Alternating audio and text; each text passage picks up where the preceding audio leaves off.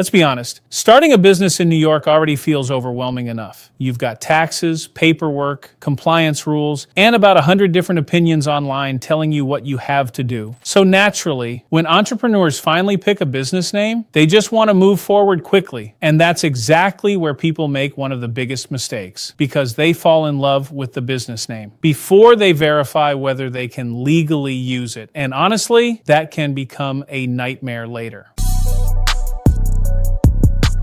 Hi, my name is Bobby Casey. I'm the founder of BusinessAnywhere.io. I'm an international tax lawyer, and for over 20 years, I've helped entrepreneurs structure companies properly, avoid expensive filing mistakes, and build businesses on strong legal foundations. And today, we're going to talk about something that sounds simple, but can save you a massive amount of time and frustration later: how to do a New York business entity search. And more importantly, how to do it correctly. Now, first, let's clear up a major misconception. A business entity search is not simply checking whether your exact name already exists. That's the beginner version of this process. The real issue is whether your business name is considered distinguishable under New York law. And that changes everything, because two names can technically be different, but still legally too similar. For example, imagine there's already a company called Empire State Media Solutions LLC, and you want to register Empire Media Solutions Group. To you, those names may feel different enough, but from the state's perspective, they could still create confusion. And if there's potential confusion, your filing may get rejected. Now, this is exactly why business entity searches matter, because you're not just checking availability. You're protecting your future brand identity before investing money into it. Now, in New York,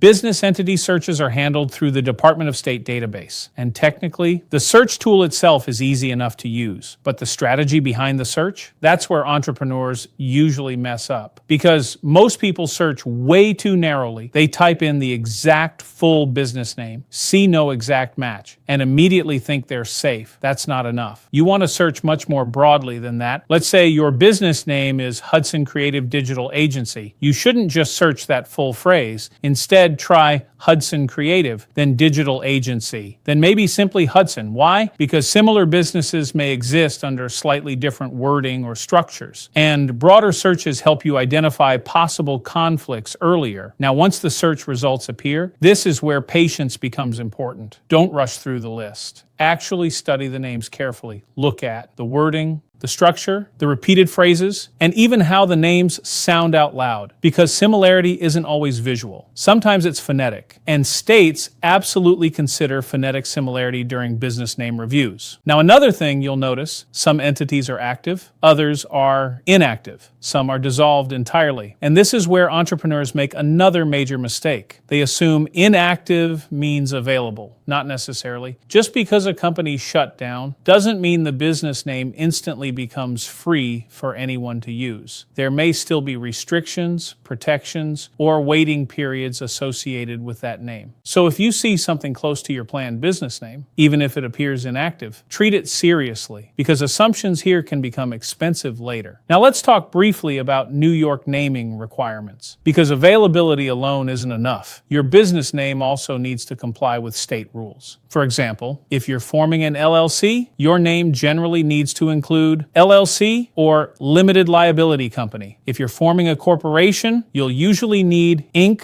or corporation, pretty standard. But then there are restricted words. Terms like bank, finance, insurance, attorney, or certain professional designations may require additional approvals or licensing. And New York is actually stricter than many states when it comes to restricted terminology. So even if a name appears available, the state can still reject it if it violates naming regulations. Now, honestly, this is where entrepreneurs need to stop thinking only legally and start thinking strategically. Because your business name is not just paperwork, it's branding, it's positioning, it's recognition, and it becomes part of your company's long-term identity. For example, a lot of people accidentally choose names that are too narrow, something like Brooklyn Instagram Ads Experts LLC. Maybe that sounds smart today, but what happens later if you expand beyond Instagram advertising or beyond Brooklyn? Now the name feels restrictive. So while you're checking availability, also think about flexibility. Will this business name still make sense years from now? Because rebranding later becomes far harder once customers know you. Now, another thing entrepreneurs forget constantly: digital consistency. consistency. Let's say your New York business name is available. Great. But what about the domain name, Instagram, YouTube,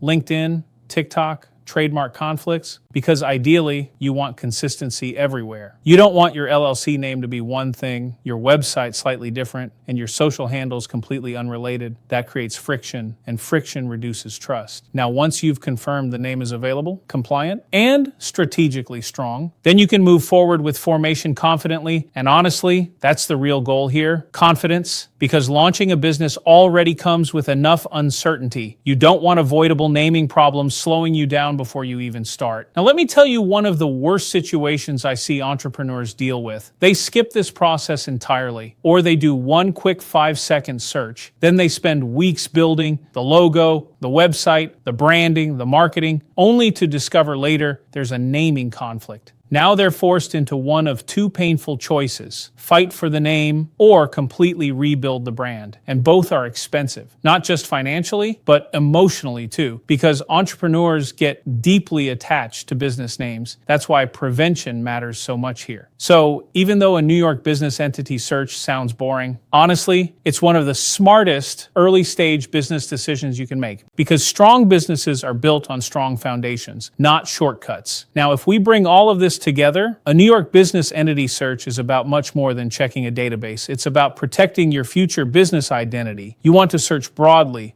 look for similarities, understand naming rules, think strategically about branding, and make sure your business identity works both legally and commercially, because smart entrepreneurs usually solve problems before they happen. And if you want help with this process, whether it's checking business name availability, registering your LLC, handling compliance, or structuring your business correctly from day one, that's exactly what we do. Through our Digital Nomad Kit, we help entrepreneurs with company formation, registered agent services, bookkeeping, compliance, and personalized support to make sure your business is built properly from the beginning. You can find more information in the links below. And just remember, the businesses that scale successfully usually start with smart decisions nobody notices in the beginning. Hope this video helps you, and I'll see you in the next video.